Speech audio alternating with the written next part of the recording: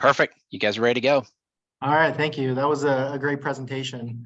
I do have to say I disagree with Jeff. I do think the Earth might be round, but overall, I enjoyed that presentation. So thanks for joining us. My name is Steve Hale. I'm with the Department of Transportation. And then I have Katy Robertson with me today as well. So I'm the GIS manager. I've been at ODOT for about 8 years now, and Katy is a GIS analyst on our team that she works primarily with the TIMS application, if anybody out there uses that data, and she's a great asset here at ODOT. So yeah, so I want to talk a little bit today about automating some ArcGIS for server reporting and publishing. So this all kind of started last year. We had an issue, I guess it was a problem where we were migrating server environments. So we are still using ArcGIS for server. We haven't made the jump into Portal or fully enterprise yet.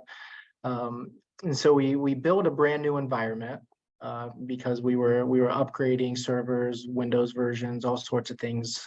So we wanted to start from scratch, and required full rebuild, and we had over 150 services that we needed to migrate into this new environment. So we started thinking about our options. You can import, export export, then import your site from the old server to the new server. Quickly kind of ruled that out because with that brings a lot of challenges and any issues from your old server, and we kind of wanted a fresh start. Our second option was to manually publish everything, which we've done in the past for other upgrades, and it's no fun. It takes a lot of time and effort to do that, and if you don't have that manpower or bandwidth, it's kind of not really feasible. So we quickly landed on the idea to automate the process. So I think I've seen in other presentations like this in the past, like other agencies are doing similar things, but this was kind of new for us. So Katy put a lot of research into it and figured out how to break this down and get the job done with automation. So we kind of broke it down into a 3-step process. So first we needed to understand what was published already. So in our existing environment, we started playing around with generating reports to document what was published, and then a little bit of metadata about those services that we had published to our server. And then from there, we started to do some cleanup. So identifying any broken paths, so any source documents that were no longer there or that were moved. We cleaned all those up. We rebuilt the source files if necessary, migrated some things to Pro in this process. And then the publishing of the services was kind of the last part of it. And I like to think, just based off of the information that Katy's given me, that that understanding what's published, that's kind of the meat of this process. Like, I think we get a lot of valuable information about that out of that. And then the publishing was really, what we thought was going to be challenging. The publishing was really the easy part of the whole process, but we can talk more about that in a few slides. So yeah, the server reporting. For this particular project, we didn't need a whole lot of information. We needed like the service name, the directory where things were saved, the URL for the service, where the source files were for the service, what paths those were. Was there security applied? Did we have feature access enabled? Those types of configurations. Was the service started or stopped? We do have some services that kind of sit idle for parts of the year. So that was important for us to know too. And then the last published date was so we could keep these environments in sync as we were working through. So we wanted to make sure if something was newly published since the last time we ran this, we needed to grab that service and publish that to the new server. So how was that done? It was done with a Python script. So Katie's going to get into a little more details later about that, but the key component of this was the admin REST endpoint. That if you guys are managing Arc servers or enterprise environments, this is a very valuable tool to give you a lot of information about your services. We've been told by IT here at ODOT that we can do a lot of damage using this admin REST endpoint. So we're only really using it to get information. We're not using it to manage any of our services or server configurations, but you can do that. So I implore you to check it out, but be careful if you do. But for our purposes, we were just gathering metadata from the services, from the server that we could use in a report. You do have to be aware of the type of authentication that you have set up on your servers. So we actually use token and web tier authentication and our different server environments. So that was just a hurdle that we had to figure out, is how to handle both types of authentication. And then I think it was just 3 libraries that we really used: the ArcPy HTTP client, and then a URL library to pull down that information. So once we got connected to the admin directory, we created a list of directories and services using the HTTP and JSON libraries. So I think we looped through the directories and then just cataloged all of our services. And then from there, we would go in using those same libraries and grab whatever metadata we needed to report on. So again, the requirements for this were pretty basic in the details that we needed, but I see a lot of potential use cases going forward for this type of reporting. So that slide there, it was just kind of a video that showed you, if you've never been into this environment, there's just a ton of information that you can get querying the admin portal versus just your typical REST endpoint. So from there, we just output the information to a spreadsheet using an Excel library. So I think we initiated the workbook prior to looping through everything. And then as we're parsing the JSON, we're just inserting it into the cells that we've defined. So it's pretty straightforward process that I think there's going to be a lot of applications for us going forward. Again, we can talk about those in a minute. So the service cleanup, this was a pretty manual process. You know, we had to do a lot of digging to find out where there were broken sources, what needed cleaned up. We did build a Python script to go out and check all the directories to see if the source file still existed. We've done various things over the last, I don't know, 7-8 years since this environment's been in place, that we've reorganized certain things, and source files just move. Sometimes they just disappear. So we ran this script to identify where those sources were broken, and it flagged those that we could then go in and manually check and clean up. Sometimes we identified sources that just weren't necessary anymore. Maybe they were stagnant or not being used, and we used that opportunity to clean up some of those services as well. We also took some time to migrate certain services if we were rebuilding them to ArcGIS Pro. So that's something that we need to do for all of our services. And we're not quite there yet. We've played around with automating some of that, you know, MXD to APRX migration, but it's not quite streamlined yet. But I think in the next year, we're hoping to dig into that a little more. And then the service publishing. So for this, we broke out our spreadsheet into ArcMap versus ArcPro because they work slightly different. And I think we ran each script against, or we had 2 different scripts that we ran against each spreadsheet. So we automated the publishing from ArcMap, and then automated the publishing from ArcPro. Just using the Excel libraries and ArcPy, it was pretty straightforward. I think we created service definitions, staged them, and then uploaded them. So was really probably the easiest part, I think, in my mind, but Katy might differ from that. So some ideas for improvement, obviously fully automate the process would be neat. Applying configurations and security is something we didn't really dive into. We still did some manual cleanup once things were published to make sure that those things were set properly, just because of time constraints. Combining MXD and APRX publishing workflows, that's something that probably will go away in the next 2 years when we are fully off of ArcMap. And then better authentication handling. So something that we can kind of transfer from server environment to server environment without having to manually get tokens or, with a lot of manual effort there. And then future applications. So obviously production deployments, I see a lot of benefits for this type of workflow.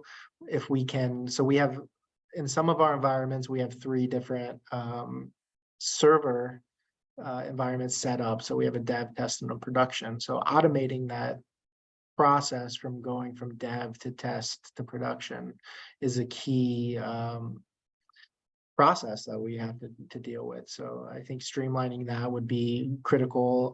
Environmental audits. So cleaning up our environments, understanding usage, understanding, like, could we combine this with reports from monitoring to streamline how our services are performing, service optimizations there, and then obviously server migrations. So this isn't the first and it won't be the last server migration that we've done. So obviously that's a big driver there. So now we are into the live demo portion where Katy's going to pull up some Jupyter notebooks and show you guys what she did. I can click share screen. So you have to stop sharing. Okay.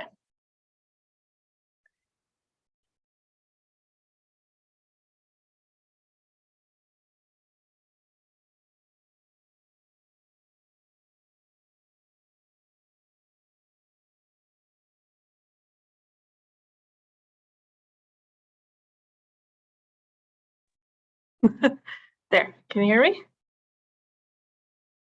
Can you? Yeah, it looks good. Mm-hmm. Okay, so I am a programming expert. No, I'm not.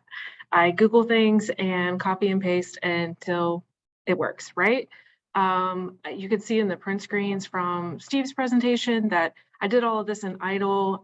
Apparently, if you're like a real programmer, that's embarrassing, but it's there, it's built in, and that's what I use. I'm playing with something a little new today to kind of help walk through step by step.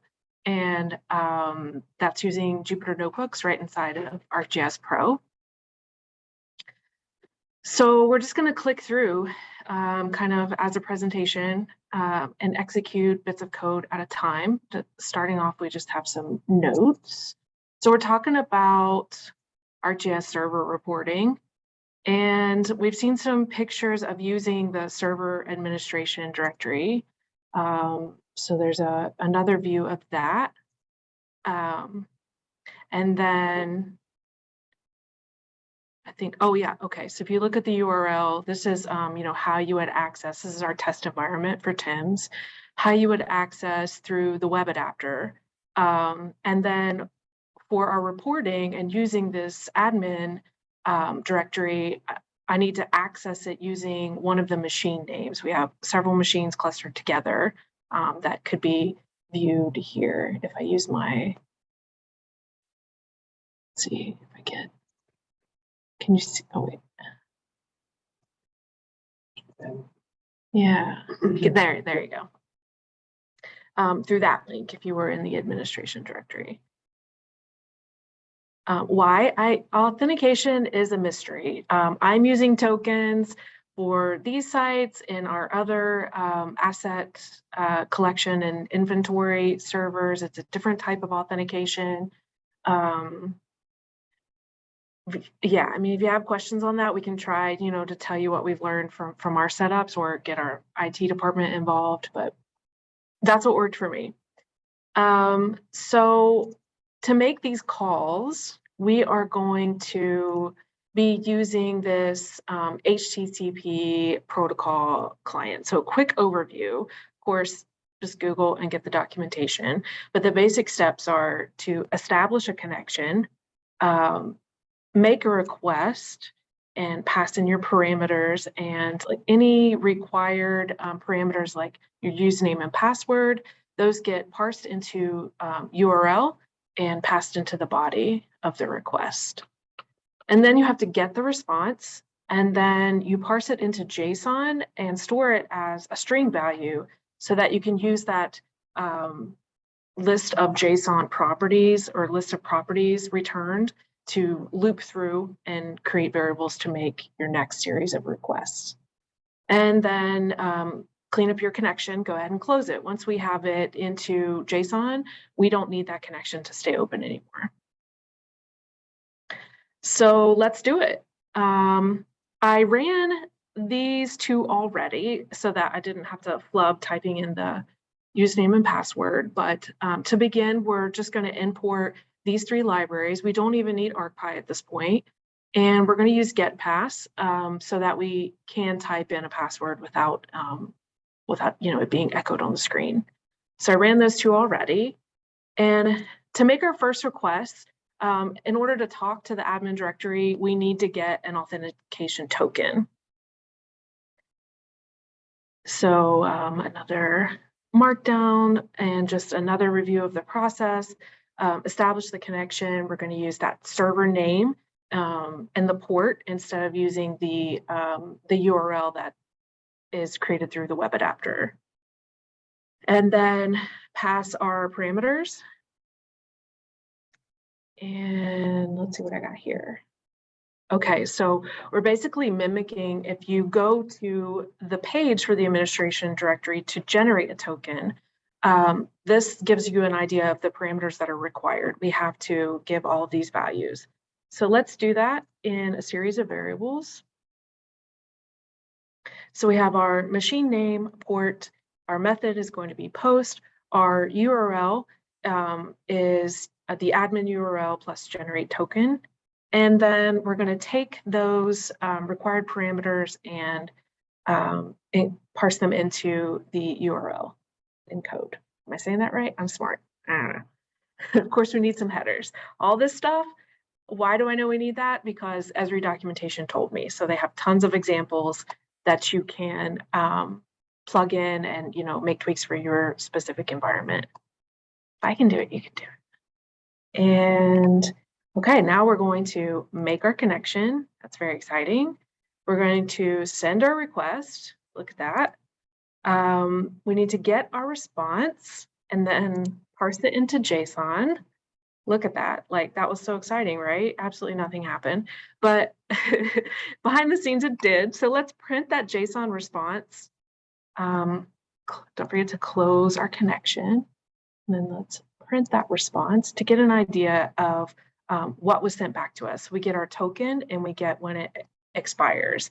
So we want this first part of that response, we want to save that as our token value. And we're going to use that in our next steps. We're going to pass it in the body of all of our future requests. So that.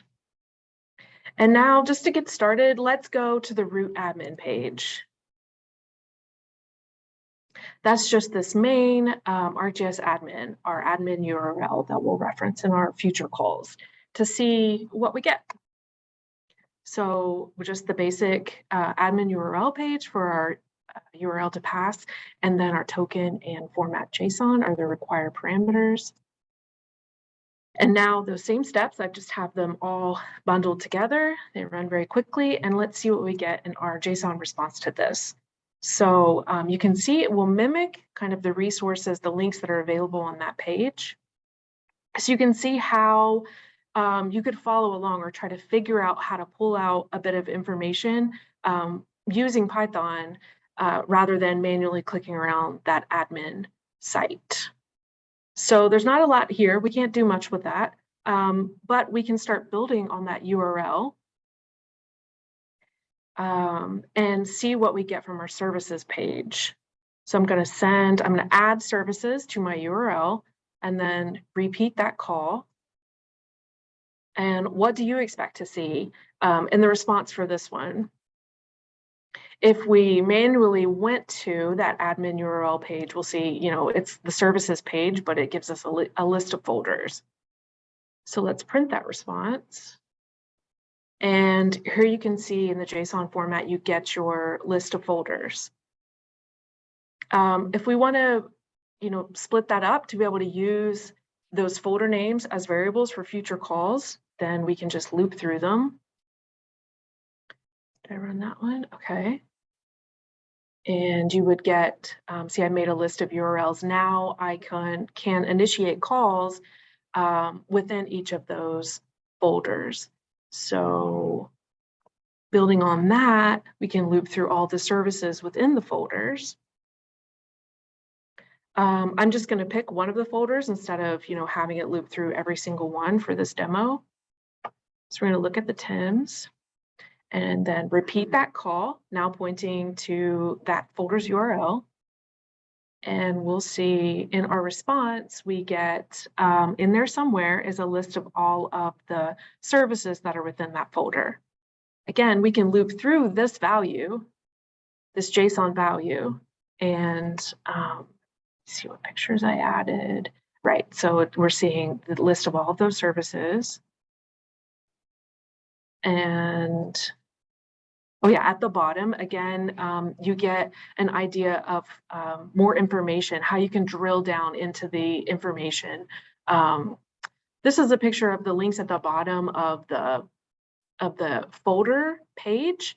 I think maybe I would have intended to put a view of what's at the bottom of a services page, but maybe I have that further down. So we're going to take that JSON response and loop through it. We're pulling out the services and we're going to get a few of those properties.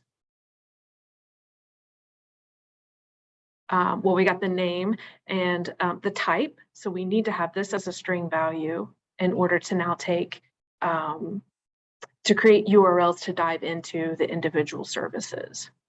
So we are going to use the boundaries map service as our sample for the demo. So I'm just going and creating that value so I can pass that in. And I'm going to repeat the call. And then we can see what we get, the properties for that service. Again, it's a whole bunch of information that, if you're not sure what you're looking for, there were a few times I actually did like drill down looking for, doing Control F, finding the property that I'm looking for, or going back to the page in a browser and looking for it that way. And that can help you parse through the JSON. So let's find one property of this service. Let's see if its feature access is enabled. All right, so we're going to pull one section, one list, dictionary from within this JSON response. And we can see all the types of extensions that are listed for map services. So we need to drill down further because we're only interested in, here, let's loop through and get the types of extensions we have. And we're only interested in this feature server. Now we know the name of the extension that we're looking for. We can specifically code for that. So if our type name equals feature server, then print the properties that we have for that extension. And then we can figure out that what we need is this enabled property. So we're going to, if the extension is called the feature server, we're going to get the value if it's enabled or not enabled. We're going to pass it to a variable and then print that, just so that you can see. So like you would take this variable, and if you were creating your report in Excel, that's what you would write to your Excel sheet. Okay, so each link at the bottom of the services page is it corresponds to another URL that you can send a request to. Okay, so here's a view of, all of the links. So I think we're going to look at this status next. Oh, okay. So put in your URL, do your call, and get the portion of your response that you want, and you see that it started. And then if we want to do find out our permissions, again, you just figure out your URL/permissions, make the call, and it's giving me something, but I'm not gonna worry about it because we're in Notebook, so we can just skip to the next cell. If we want to get item info, and I do want to get through this because there's some super secret stuff up ahead.